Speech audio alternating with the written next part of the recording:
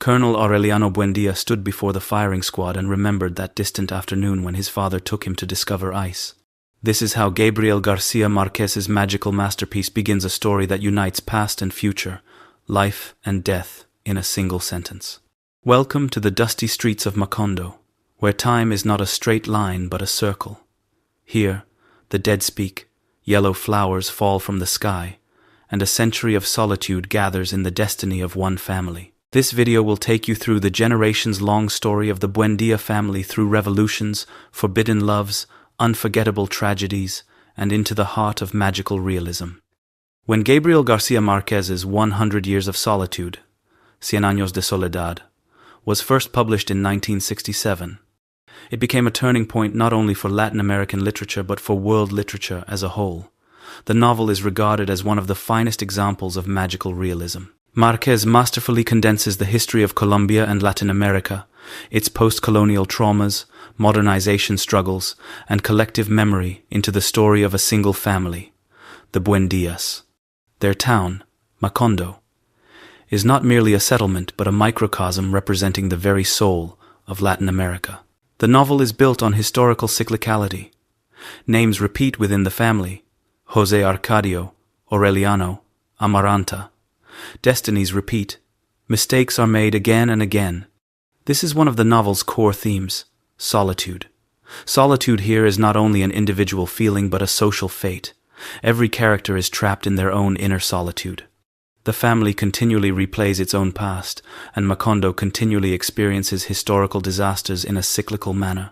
Márquez narrates this cyclicality through magical realism. The insomnia plague, the rain of yellow flowers, ghosts, and hurricanes are all natural parts of this world. The novel begins with its unforgettable first line. Colonel Aureliano Buendía stood before the firing squad and remembered that distant afternoon when his father took him to discover ice. This sentence reveals the logic of the book. The past seeps into the present. José Arcadio Buendía and his wife Úrsula Iguarán are the founders of Macondo. They are close relatives, nearly cousins, and fear that their children might be born with a pig's tail. This fear runs through the entire novel.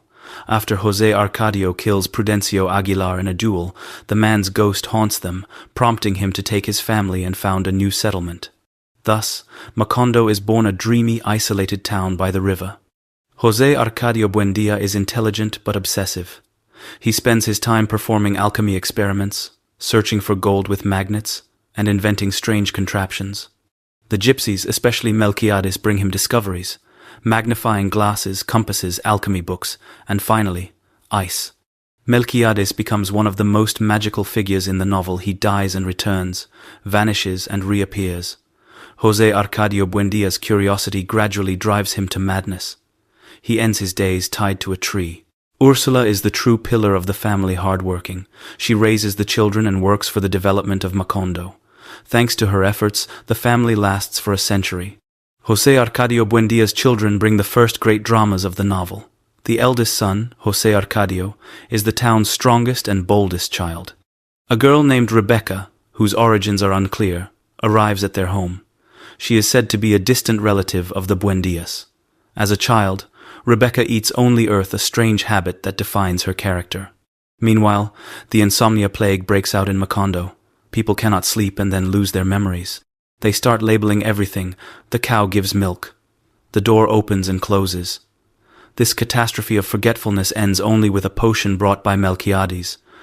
Reinforcing the tone of magical realism in the novel, José Arcadio falls in love with Rebecca and runs away with her in secret. Úrsula is angered at first. She eventually accepts it. In the Buendía family, sexuality and passion are often intertwined with kinship ties.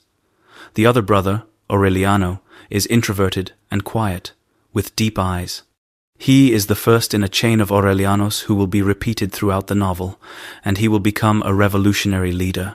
In his youth, he loves Petra Cotes, and later Remedios Moscote. Remedios marries at a very young age, but dies during childbirth, an event that deeply affects Aureliano. Amaranta, the daughter of the family, is complex, carrying obsessive feelings of love and hate. She is attracted to Pietro Crespi, an Italian pianist, but her pride prevents her from marrying him. Amaranta condemns herself to a kind of eternal virginity and never marries. The civil wars in Colombia dominate the middle part of the book. Aureliano becomes the leader of the liberal forces, entering history as Colonel Aureliano Buendía. He fights 32 wars, losing them all but becoming legendary. He fathers hundreds of children, all named Aureliano. The eventual killing of these children marks the family's decline. His war becomes meaningless. Unable to see the difference between the lust for power and the ideal of fighting for the people, Aureliano returns home. He spends his days making gold fishes, melting them down, and remaking them a symbol of the cyclicality of time. In the second half of the novel, Macondo opens up to the outside world. A foreign fruit company, the allegory of United Fruit Company, arrives in town. Railways, cinema, electricity, and phonographs appear. These developments modernize the town on one hand, but also start a moral decline. José Arcadio II becomes a leader of the workers and organizes a strike against poor working conditions. Thousands of workers gather at the train station. The army opens fire, killing around 3,000. The corpses are loaded onto trains and thrown into the sea. The next day, everyone acts as if nothing happened. The state denies the event, and the townspeople gradually forget. This collective amnesia is one of the novel's sharpest political criticisms. History is erased by power. José Arcadio II survives the massacre but spends his life looking for proof. No one believes him. This marks the beginning of Macondo's decline. In later generations, the Buendía family becomes increasingly corrupt. Mime marries Fernanda del Carpio, a traditional, strict woman from a noble family. Fernanda cannot adapt to Macondo's spirit and turns the house into a convent. The similarities and differences between Aureliano II and his twin José Arcadio II create a duality in the novel, one being pleasure-seeking, the other revolutionary. Aureliano II's love of excess and his period of abundance end in famine. Remedios the beauty enchants the whole town with her charm.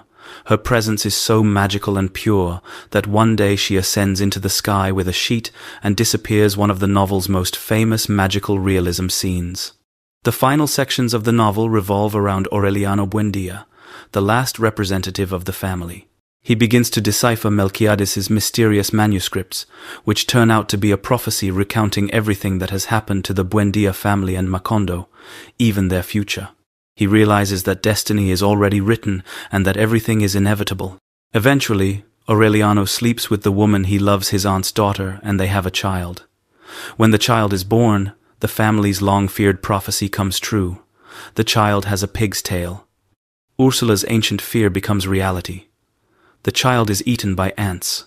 At that moment, Aureliano Buendía finishes the manuscripts and realizes that Macondo has completed its century of solitude and will now disappear from the map. A terrible wind destroys the town, erasing it from history. When the final act unfolds, Márquez completes the theme of historical cycles. The Buendía family is trapped in their own solitude, unable to love or unite. They endlessly repeat their mistakes and flaws. The destruction of Macondo symbolizes not just the end of a family, but the collapse of an entire civilization, haunted by its past and doomed by fate.